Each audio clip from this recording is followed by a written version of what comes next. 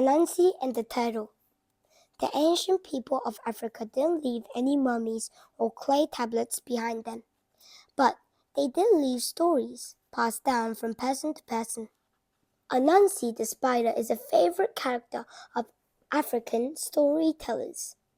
Anansi is a tricky spider who often gets his way, but sometimes he is outwitted. Here is a story about Anansi and his friend Turtle. It comes from the Yoruba people of Nigeria, a West African country that is just south of the Sahara Desert. In this story, Anansi is hungry and he is looking forward to eating a good supper of yams. Yams are a little bit like potatoes, only rough on the outside like a coconut. The people of Africa have grown them in the ground for thousands of years.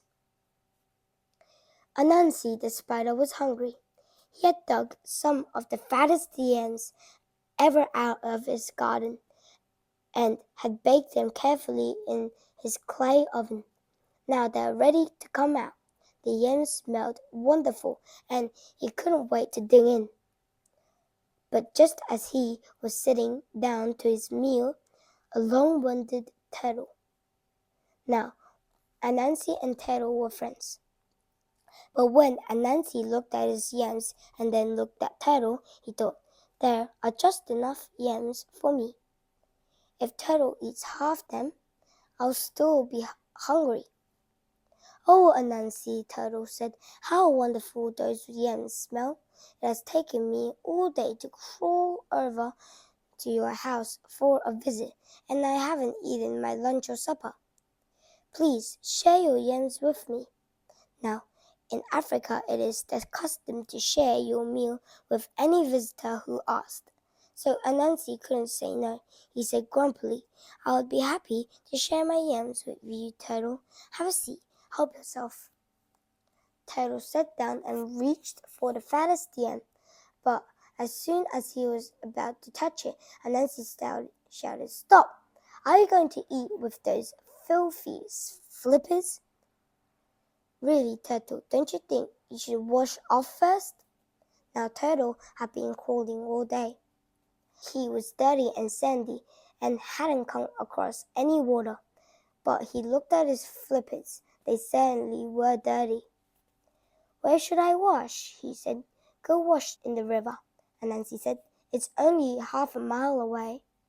Poor Turtle, he got up and crawled off to the river to wash his flippers. By the time he came back, the yams were half gone. Anansi said with his mouth full, Sorry, Turtle, you were so long that I had to start eating, but go ahead and have some yams. Turtle reached for the yams, but his flippers had gotten dirty again from his journey back up the river. Turtle, Anansi yelled, Didn't I say that you should wash yourself off? Don't come to the table dirty. Turtle crawled wearily off to wash himself again. When he climbed slowly back up from the river, he was very careful to stay on the grass. But when he got to the table and reached out his clean flipper for a yam, the last crumbs were gone. Turtle looked sadly at the empty platter. Well, he said after a little while, thank you for inviting me to supper, Anansi. The next time you come to my house, be sure to share my dinner with me. And he got down and crawled away, still hungry. A few days later, Anansi was going by Turtle's house on the riverbank. Turtle told me that he would share his food with me. He thought, I'll stop and eat with him. So he bounced up and knocked on Turtle's door. Turtle, Turtle, he cried. I'm ready for supper. Turtle opened the door and blinked at Anansi. Supper is all ready, he said. Come along with me. It's right down here. And with that he led Anansi to the river's edge. I've set the table right down here at the bottom of the water, he said. Dive down on and eat. And with that he slipped into the water, swam down to the river's bottom, and started to eat.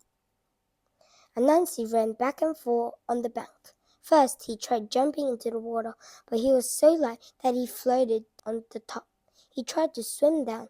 He tried to make himself sink, but nothing worked. Down below, he could see Turtle polishing off all the food. Finally, Anansi stuffed the pockets of his tiny jacket full of pebbles and jumped back into the water. He sank like a stone right into the bottom, where Turtle was eating his way through a whole platter of delicious food. Turtle pushed the platter over. "Here," he said, "have some. But first, Anansi, take off your jacket. It's so rude to wear a coat at the table."